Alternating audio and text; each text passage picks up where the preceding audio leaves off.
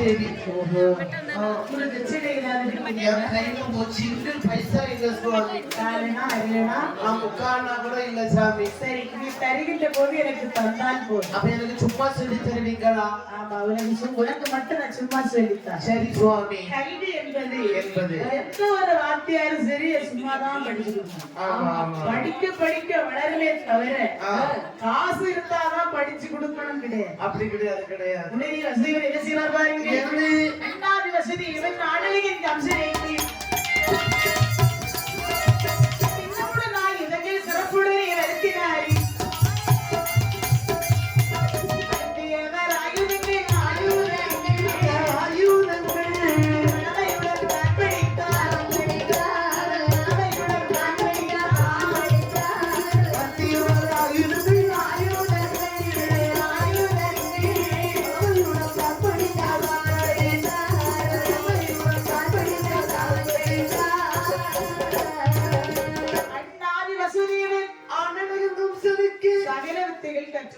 எல்லாம் கற்றுணர்ந்து வருகிறான் அந்த கம்சன். 18 வயது காலை பருவத்தை அடைகிறார். அச்சமயத்தில் நாட்டிலே சிங்கமுகாசுரன் என்று சொல்லக்கூடிய வீரன் வந்து கர்ஜனை புரிந்து கொண்டிருக்கிறார். என்ன உனக்கு வீரம் உண்டுமை யாரா, உனக்கு திறமை உண்டுமை யாரா, என்னோட போர் செய்யவானா, போர் செய்ய உன்னால் முடியாவிட்டால் எனக்கு அப்பகணம் தானா. அப்பமாவது கொஞ்சம் பொருடா பல வீரர்களை அனுப்புகிறான். அதையெல்லாம் அடித்துக் கொண்டான். நினைக்கிறான் சராசந்தன். என்ன நினைக்கிறான்? நமக்கு ஒரு மகன் இருக்கிறான், அவளுக்கு ஏற்ற மணவாளனை கண்டறிய வேண்டுமே. ஆனால் இதுதான் தக்க தருணம் என்று பழைய ஓசை எழுப்ப சொல்லுகிறான். ஒரு தூதுவன் கையிலே கன்றாவை கொடுத்து சராசந்தனோடு எதிர்த்த சிங்கவாகனை யார் ஒருவர் கொண்டு வீழ்த்தி வருகிறார்களோ அந்தவருக்கு சராசந்தன் மக்களை மனமுடித்து கொடுக்கப்படும் என்று பறைசாற்றுகள் என்று சொல்லி பழையோசையை கேட்ட கம்சன் குரு தேவர் வசுதேவரிடத்தில் விடைபெற்று அந்த சிங்கமகாசுரனோடு எதிர்த்து அவனை கொன்றார். அவன் வெற்றி பெற்றார். அப்படி வெற்றி பெற்று வரும்பொழுது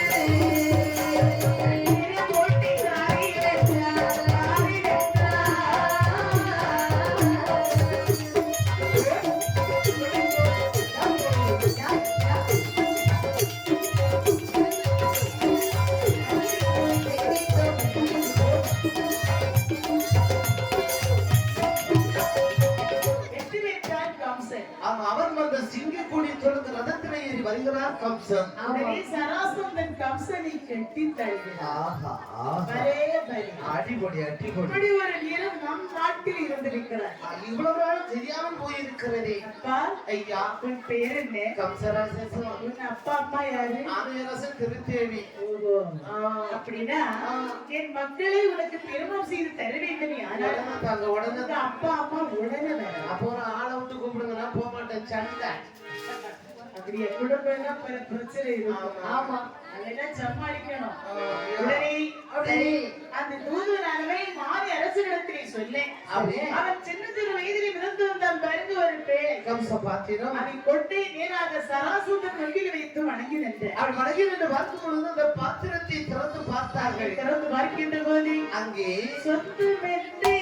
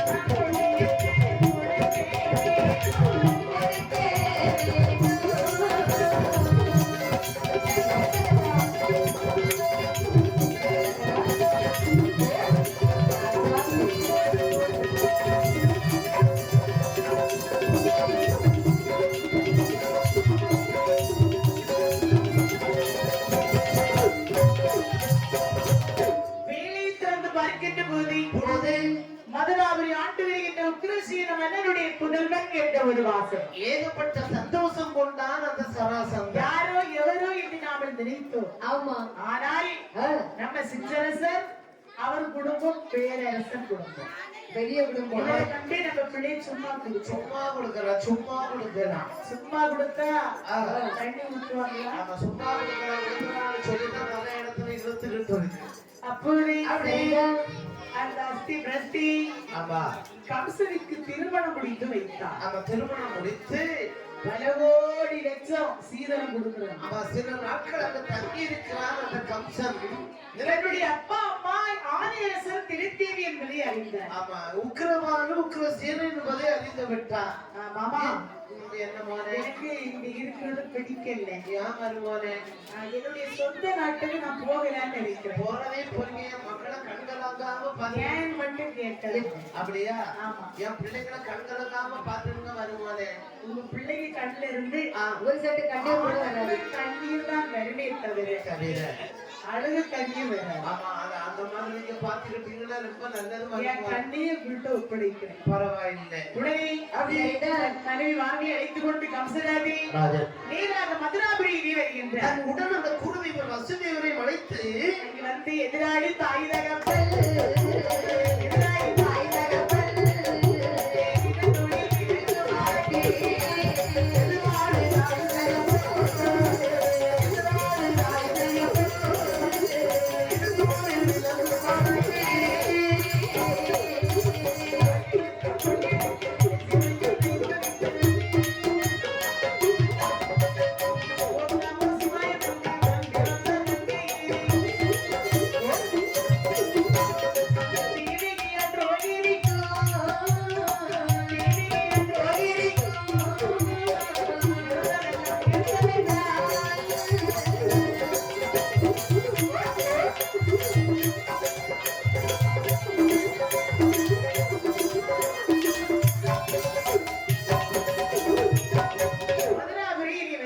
வந்து தாய் தந்தர்களை சிறையில் அடைத்தார். அரியாசனத்தில் அமர்ந்திருக்கிறார். அங்கே இரண்டு தங்கைமார்கள் இருக்கிறார்கள். உலாவி கொண்டிருக்கிறார்கள் உப்பரிகை மேடையில். தேவியே ரோகிணி. ஆமா, வயசு 42 கல்யாணம் முடியல. அவன் குமராக இருந்து மனம் சுடைத்து அழுது புறவி வாழ்ந்து வருகிறார்கள். அப்போதே அப்படி நம்ம திருமணம் செய்து கொடுக்கணும் ஆமா, என்று பல நாட்டு மன்னவர்கள் மந்திரிகள் ஜாதகத்தை எல்லாம் வாங்கி பார்க்கிறார். ஆமா. ஒரு ஜாதகமும் பொருத்து. பக்கத்தில் இருக்க வசதிகள் ஜாதகத்தை வாங்கி பொருத்த நம்ம வாத்தியார ஜாதகத்தை வாங்கி பார்ப்போம். 10க்கு 13 பொருத்த. வயசு கொஞ்சம் அதிகமா இருந்தாரு, ஆளு வாட்டம் சாட்டமா இருக்கிறாருல்ல. கடவுளே, அப்படி என்று வசதியவருடைய ஜாதகத்தை வாங்கி பார்க்கிற போது பொருத்தம் அம்சமாக இருக்கிறது. என்ன ஒரு சிரிப்பு பாருங்க. ஆனந்த சிரிப்பு. வாத்தியாரு கல்யாண கலை வந்து. ஆமா ஆமா, என்று தேவி ரோகிணியை மனப்பிடித்து கொடுப்பதற்கு சிங்காரமாக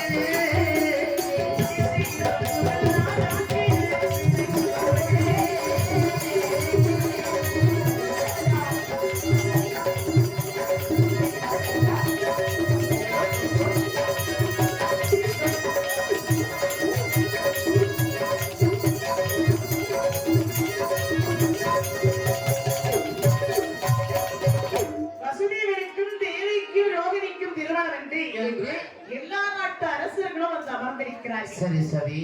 அப்போது சரிதான். தாதியர்கள் 1000 பேர் வாழ்த்துரை சொல்லி இருக்கேன். இருக்கு. சங்கம் கொலித்தெழுந்து சங்கீதங்களை பாடியுள்ளார்கள். ஆமா அந்த வசுதேவர் தேவிகை ரோகிணியை மணம் முடித்தார். ஆமா, ஒரே மணவரையில் ஒரு மணவாளனுக்கு 2 மனைவியர்கள். அவளுக்கு வைத்தவர் கொடுத்து வச்ச பாக்கிறேன். அதுக்கு ஏதாவது ஒரு குடும்பம் வயசு 7 வயசானாலும் ஆம்பளைங்களுக்கு கல்யாணம் முடியும். ஆமா, அந்த காலத்துல 23ல பாக்க அரைச்சு 37ல முடியல நரைச்சி கசண்டி விழுந்தாலும் பொண்ணு கிடைக்கவில்லை. ஆமா, கடைசியில ஏதாவது ஃபேன்சி ஸ்டோருக்கோ ஏதாவது கொஞ்சம் ஏதாவது கம்ப்யூட்டர் சென்டருக்கு போற பிள்ளை கிடைச்சா போதும், பிள்ளை மட்டும் கொஞ்சம் கியூட்டா இருக்கணும், டவுரி பிரச்சனை சொல்லி முடிச்சு வச்சு அந்த மாதிரி நிறைய இடத்துல நடக்குது. அப்படி இருக்கு. சரிதான். இவர்கள் வாழ்ந்து வரவிட்ட நாளையிலே மதுரையை 2ஆக பிரித்தார். மதுரை 2ஆக பகிர்ந்து மதுரை கம்சன் ஆண்டு வருகின்ற மதுரை வசுதேவர் ஆண்டு வருகின்ற போது மதுரை பட்டணத்தை கம்சன்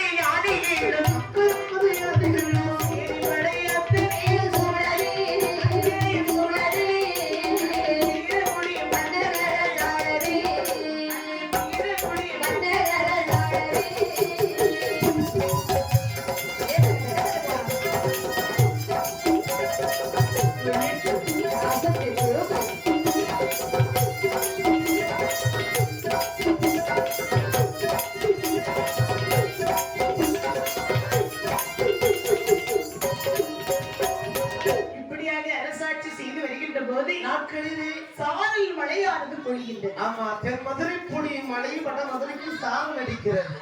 சம்சாரிகள் சொல்லுகிறார்கள் என்னன்னு, என்னுடைய தோட்டத்தை ஏலம் போட போகும். நான் ஏலம் பிடிக்க வருகிறேன். 16 ஏக்கர் 16 அரை குடியிருக்காக்கும். பரவாயில்லை, நீங்க ஏலம் போடுறீங்க.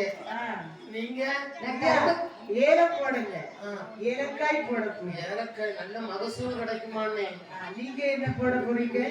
நான் கரும்பு தோட்டம் போட போறேன். கரும்பு. ஆனா நீங்க யாருமக்கா சோளமா? பரவாயில்லை, எல்லாரும் தோட்டம் போடுறீங்க. ஆமா, நான் உங்க தோட்டத்துக்கெல்லாம் பார்வை பார்க்க முன்னே என்று என்ன பயிர்கள் வைக்கிறார்கள்? என்ன இஞ்சி வைத்தார், ஏலம் வைத்தார்,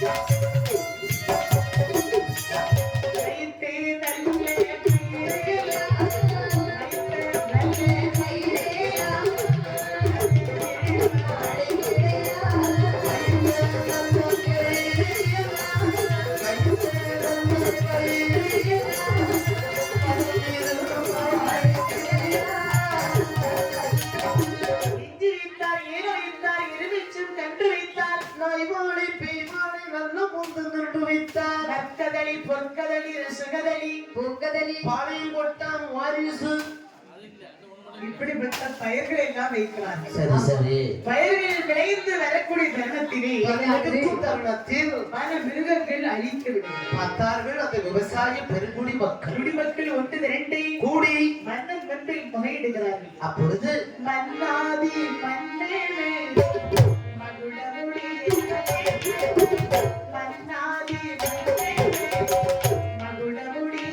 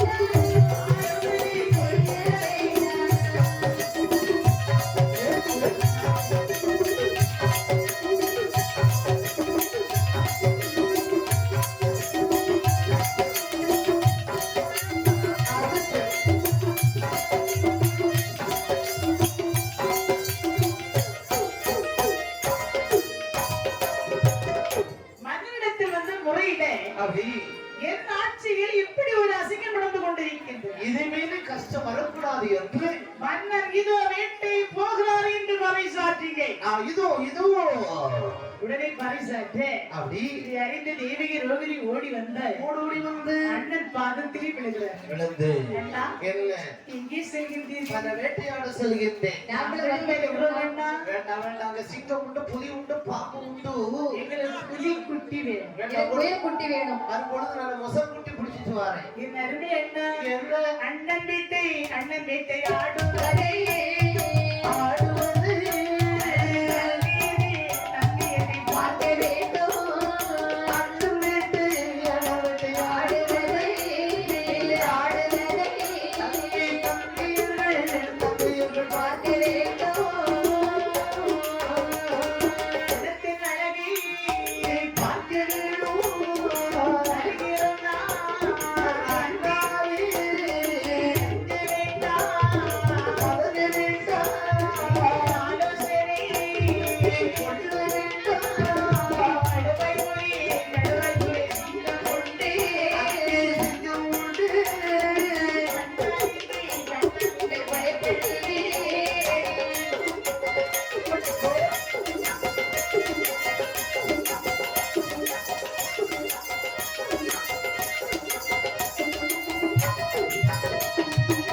எப்படியாவது நாங்க வருகிறோம் என்று சொல்ல சொல்லு.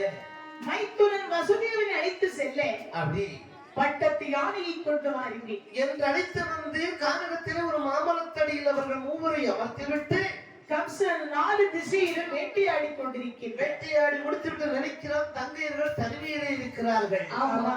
என்று வந்து பார்க்கும் பொழுது தேவியானவள் முகமாடி கோணி எனக்கு காட்டுல வந்து குழந்தை கிடையாது. கிடையாது. தாகம் ஒரு பக்கம், பசி ஒரு பக்கம். ஆமா. அண்ணனை பார்த்து என்ன கேட்கிறாள், அண்ணா, தற்கால் எனக்கு வயிறு பசியாக இருக்கிறது அண்ணா. அரண்மனையில் சென்று ஆக்கி வைத்த சோறை அன்பாக உண்டதா? அண்ணா, தண்ணீர் தாகமாக இருக்குது அண்ணா. அப்படியா? ஆமாண்டா. மந்திரி, மன்னா, தங்கையர்களுக்கு தண்ணீர் கொண்டு வாப்போ இதோ ஒரு நொடியில் கொண்டு வருகிறேன் என்று என்னை தேடாத இடங்கள் எல்லாம் தேடி வரும் தண்ணீரை பார்க்காத இடங்கள் எல்லாம் பார்த்து வரும் தண்ணீரை ஆரவில்லை, கிளம்பவில்லை, அதாவது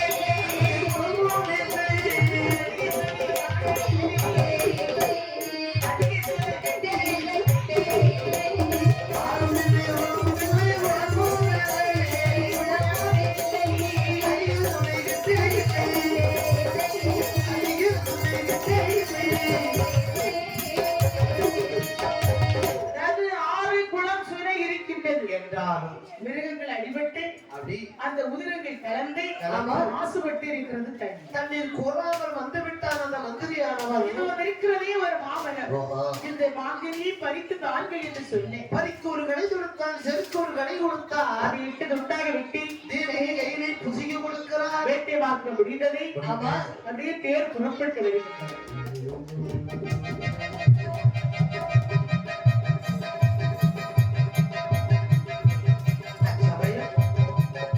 மாமரத்து சொந்தமற்றவர் பரத்தவாசன். 12 வருடம் தவம் செய்வார். 13ஆம் வருடம் பிறக்கும். மாமர வீட்டில் ஒரு கருத்தை நீட்டுகிறார். கனி கைவள் புசித்து விட்டு நிச்சைக்கு செல்வார். அன்றைய தினம் கனி விளைந்த ஆமா, கோப கனலோடு ஞானத்தார். முனிவர்களுக்கு 3 கண் உண்டு. என்னென்ன? 2 கண் சொந்த கண், வழக்கண், இடக்கண். இன்னொன்று ஞானக்கண். இடக்கண். பார்க்கிற போது இந்த கம்சன் கனியை பறித்து பறித்து தண்ணிமார்களுக்கு பகிர்ந்து கொடுத்திருக்கிறார். எல்லாம் ஞானக்கண்ணால் உணர்ந்தார். யாரா இருந்தா நமக்கு என்ன? ஓடுகிறார் ஒரு சாமி. எப்படி? கனியை சாப்பிட்டு வயிற்று பிறக்கும் 8வது குழந்தை அது உண்டு வயிற்று பிறக்கும் அவரை கொல்லது கிழவதி. அப்படி ஒரு சாபத்தை கொடுத்தார். அசரீரி வாக்காக காதலி கேட்கிறது. உரை மாறி உருவினால் தங்கை வெட்ட துணிந்தார். நில்லுங்கள். என்ன? யாரை வெட்ட போறீங்க? அவன் வயிற்றுல இருக்க 8வது குழந்தைய எந்தனை அறுபடும். யார் வயிற்றுல பிறக்கிற போது தங்கை. இவங்களுக்கு தங்கை எப்படி வரும்? நானே தாலி கட்டி வச்ச பிறகு அப்படியா? அண்ணன் தங்கை எல்லாம் அதெல்லாம் 2வது. அப்படியானால் இவள் இருந்தால் தானே பிள்ளை பிறகு என் தலை அறுபடும். பாருங்க, பிறக்கும் பிள்ளை தானே உங்களுக்கு வேணும். ஆமா. நான் பிள்ளை பிறந்த பிறகு தருவேன். சத்தியமா இது சத்தியம். என்று பரதகி சத்தியம் கொடுத்தான். தலை அறுவிடுவது தெரியாமல் சரிதான். சத்தியத்தை நம்பினான் இந்த மனுஷன். சரி, ஆமா. சரி. இவங்க சேர்ந்திருந்தால் பிள்ளை பெற்றுக் கொண்டிருப்பான். ஆமா. இங்க என்ன செய்யறான் பாருங்க. என்ன செய்கின்றான்? நகைப்பானே தங்கையே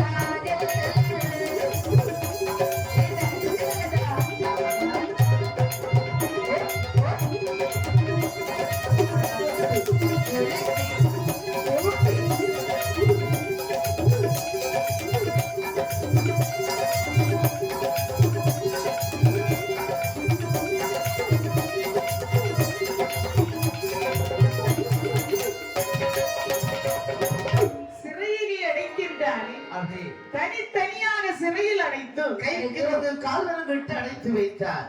இவங்க தனியாக இருந்து இவங்க குழந்தை பெற்றெடுக்கிறார். 6 ஆண் குழந்தைகளை பெற்றெடுத்தாள் அந்த தேவகி.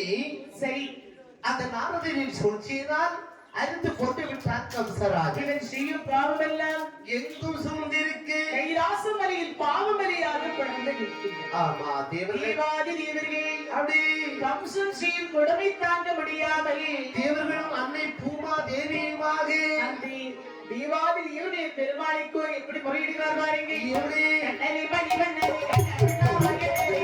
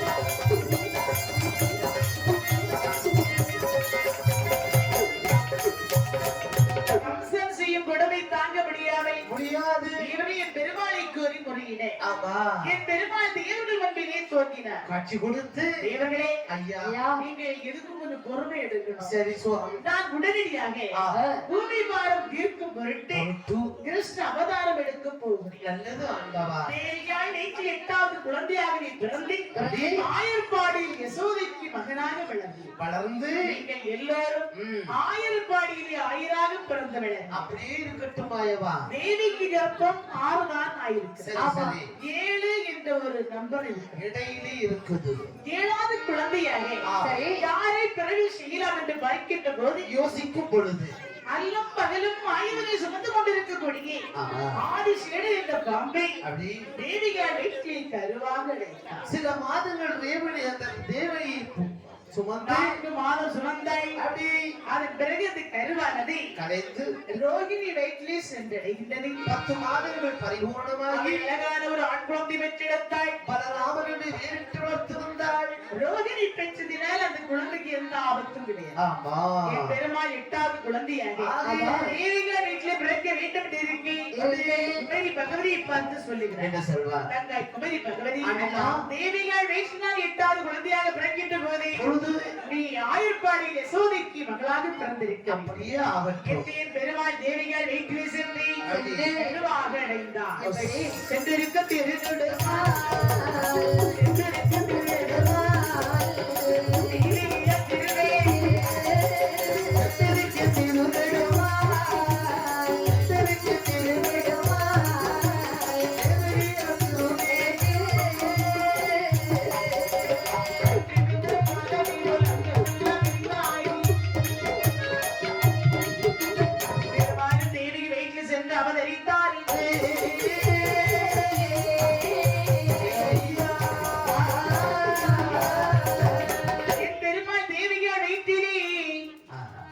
இருக்கின்ற போது சிறசாலியில் இருந்து தேவி இருக்கிறார். 6 வெள்ளி வெற்றி கொன்று விட்டான் அண்ணன். 7வது குழந்தை கருவானது கரைந்து விட்டது. இந்த விதம் தெரியலையே. 8வது குழந்தை நான் இப்போது திருப்பமாய் இருக்கிறேன் இறைவா. ஐயா இந்த குழந்தை பிறந்தால் நான் பாலூட்டி சீராட்டி மகாவாசை தீர்க்க வேண்டும்.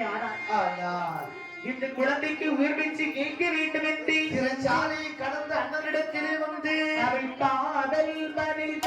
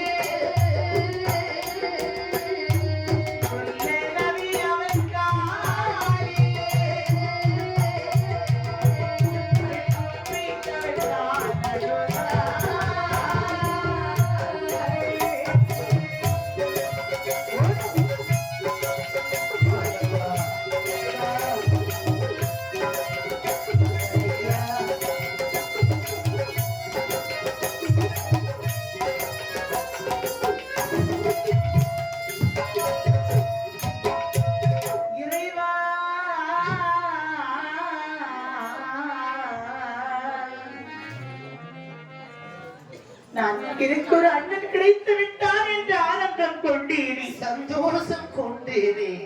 நான் பெற்றெடுக்கும் பிள்ளை எல்லாம் கொண்டு விடுகிறானே.